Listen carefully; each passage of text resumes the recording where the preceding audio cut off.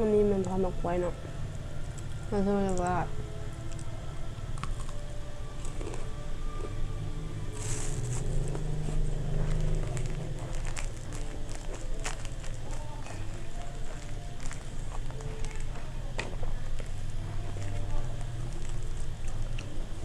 เราจะลองมาอาแรปกับเจียวของม่วงเนาะเจียวม่วงเหลือ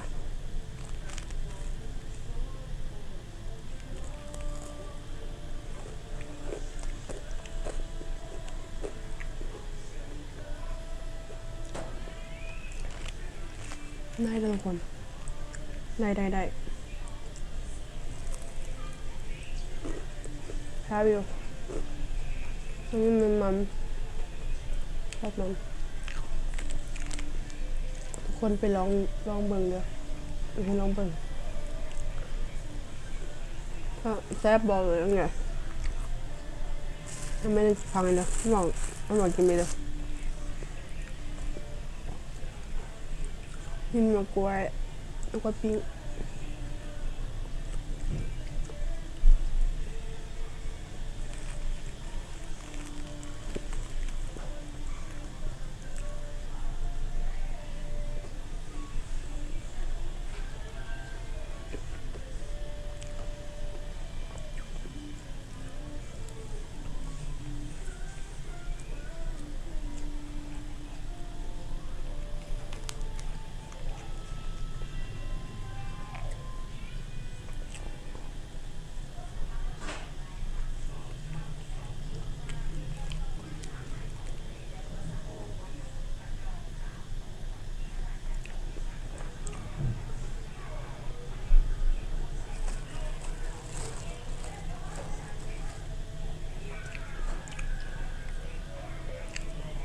คือมามีขึ้นหมกกล้วยแล้วก็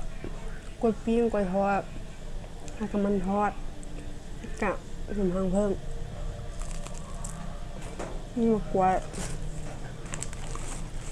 นี่หมกกล้วยพร้อมขนมเคี้ยว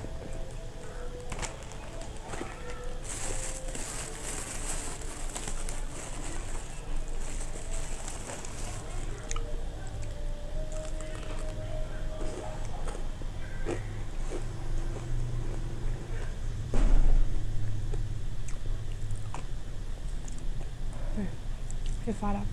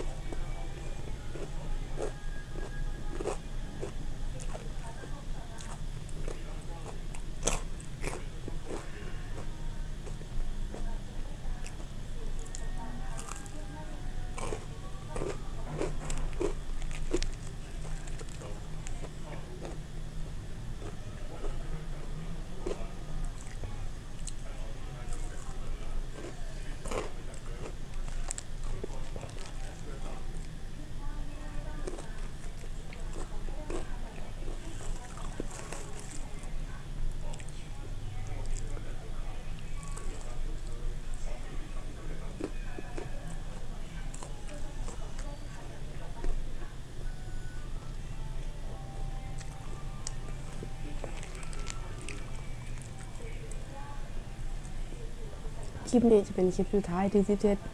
คลิปกินขนมเนาะ แต่ว่าจิ๊บจะโดนมากแล้วจิ๊บจะบ่ได้เฮ็ดแล้วเพราะฉะนั้นก็จะปิด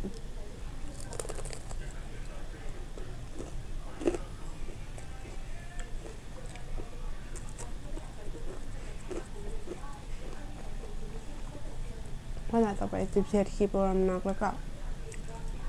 อาจจะมีแบบกินดอกไม้ปลาไหลอะไรอย่างงี้กินส้มแล้วก็เครื่องสำอางค่ะอาหารเสริมกันนี่จะมาสปอยทุกคนท่าเบิ่งนี่เด้อ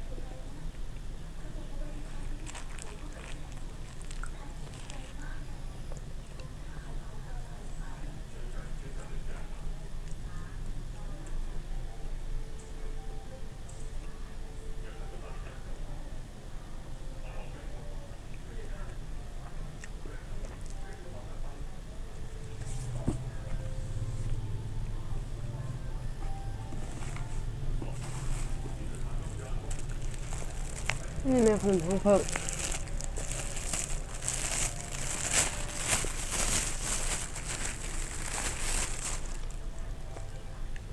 อันนี้มีไส้มะพร้าว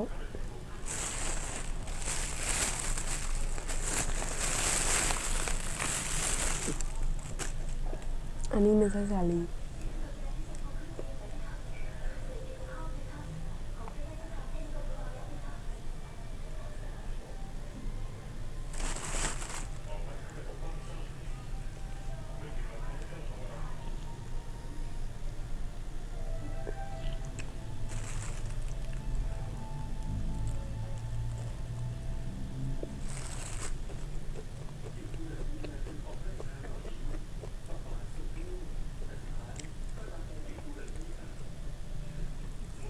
แซ่บแซ่บคือเก่า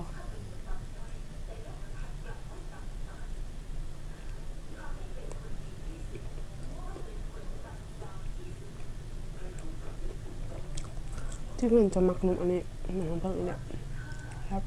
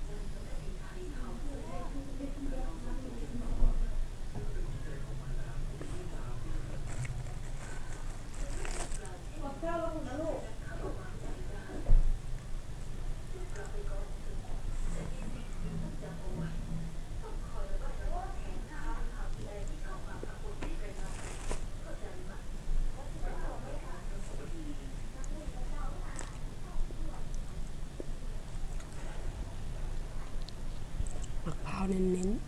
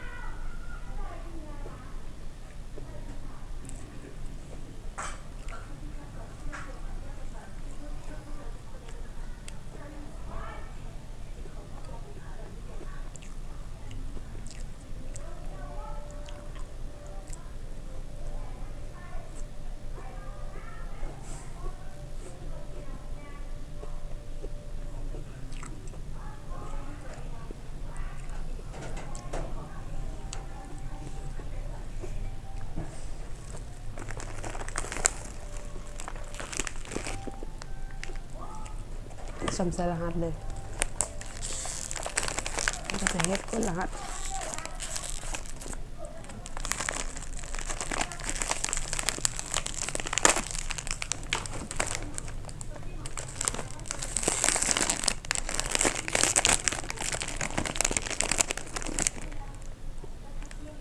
นี่คือหมกกล้วยทอด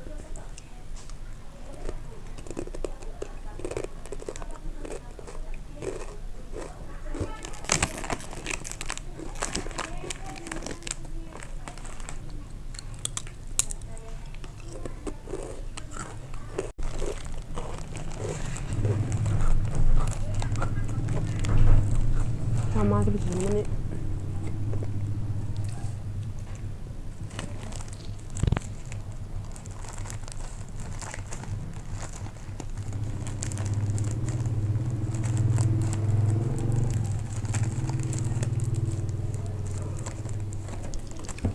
แหกรหัสเลย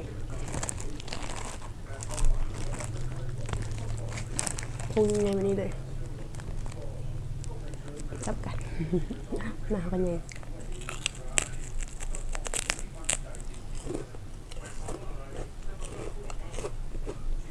อันนั้นเก็บกุ้ง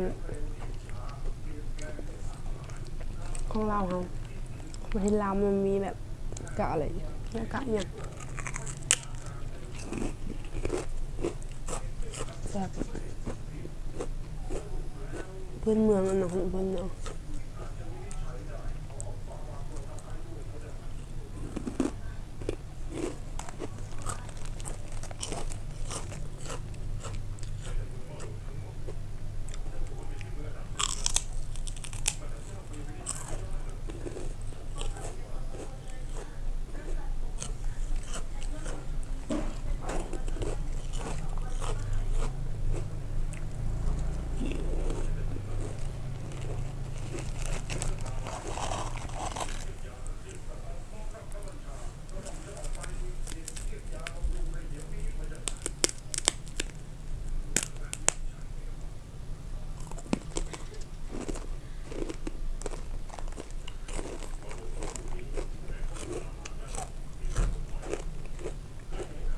มันก็ต่ำมันแซ่บ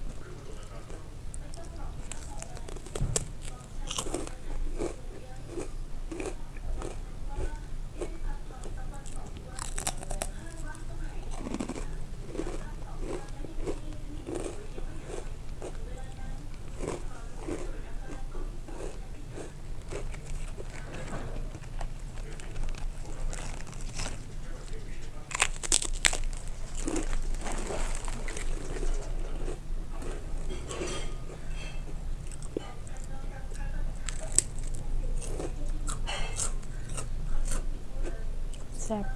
กินกับต่ำก็แซ่บกินกับอย่างก็แซ่บ